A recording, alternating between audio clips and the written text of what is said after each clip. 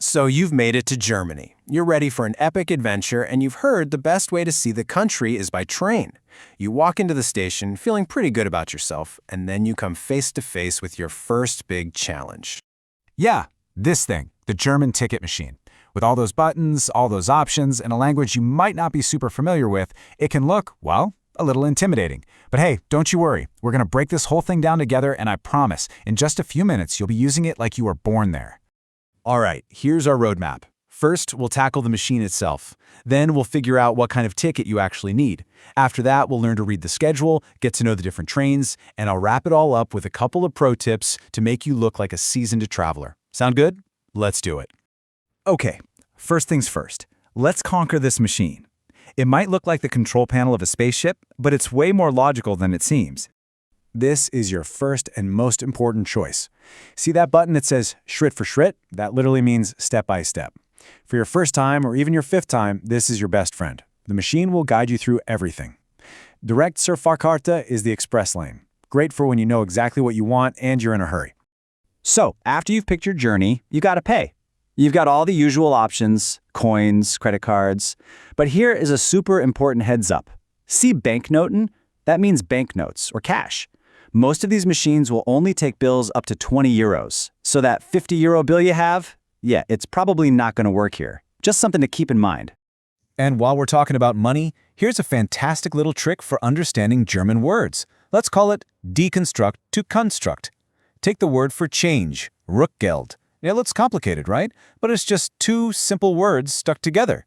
Rück means back, and Geld means money. So you're literally just getting your back money. It's like snapping Lego bricks together. Once you see it, you can't unsee it. All right, we've got the machine basics down. Now for the fun part, picking the right ticket. And trust me, there's a whole world of options hiding in that menu. If you're feeling adventurous and tap on Gesamtes Angebot, that's the complete offer, you'll see all this stuff.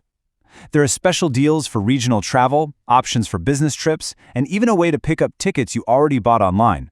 We're going to stick to the basics for now, but it's pretty cool to know just how much this machine can do, right? Now listen up, because this is probably one of the most important things to know. In Germany, a Fahrkarte is not the same as a Reservierung. The Fahrkarte is your ticket. It's mandatory. It gets you on the train. The Reservierung is just for your seat. It's optional, costs a little extra, but if you're traveling on a long-distance train on a busy Friday, oh yeah, it is absolutely worth every single cent.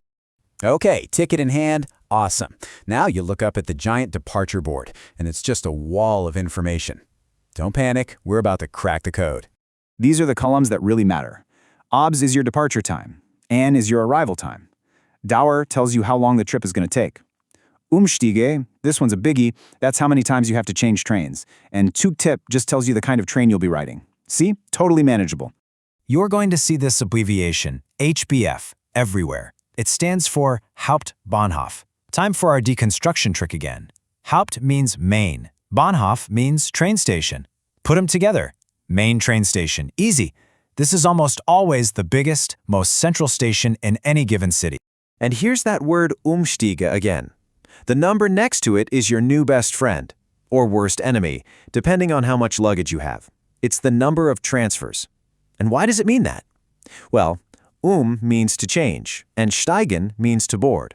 So you are literally reboarding. Knowing that little bit of logic makes the word so much easier to remember. So you've bought your ticket, you understand the schedule. What about the actual trains? Because believe me, not all German trains are created equal. Let's talk about what you'll actually be riding in. Here's your quick cheat sheet. The IC is the king of the rails, the sleek, white, high-speed train that zooms between big cities. IC and EC trains are the long-distance workhorses. Then you have your regional guys. The RE is an express with fewer stops, while the RB is the local that stops at every little town. And finally, the S-Bahn is basically the city and suburban metro system. And if you're on one of those longer journeys, you might start to get a little hungry. So here's the deal with food. On an IC train, you'll find a board bistro for drinks and snacks, and some even have a full-on board restaurant. On an IC, you'll probably find a bistro on major routes, but you're not going to find a full sit-down meal. It's just good to know what to expect. And yeah, when I say board restaurant, I'm not talking about a microwave and a bag of chips. We're talking proper, hot meals served on actual plates. It is a seriously civilized way to travel. watching the German countryside fly by while you're enjoying a nice meal. Now, of course, travel isn't always perfect. Sooner or later, you're gonna see this word, Verspätung. It means your train is delayed. Let's deconstruct it one last time. Spät means late. That prefix ver often means something has gone away from its normal state. So your train has gone into a state of being late. It's a bummer to see for sure, but at least now you'll know exactly what's happening. Okay, we have covered a ton of ground. But before we wrap up, I want to leave you with one last pro tip. This is for anyone who thinks they might be doing a lot of train travel in Germany, and it can save you some serious cash. Meet the Bahn card. Think of it like a membership card for train discounts. You pay a fee once a year, and you get either 25% or even 50% off every single ticket you buy. If you're planning more than just a couple of long trips, this thing can easily pay for itself. Honestly, having one of these is the real sign that you've leveled up to pro traveler status in Germany. And there you have it. From a machine that seemed totally overwhelming to understanding different trains, reading schedules, and even saving money like a local. That ticket machine doesn't look so scary now, does it? You're armed, you're ready. So the only real question left is, where are you going to go first?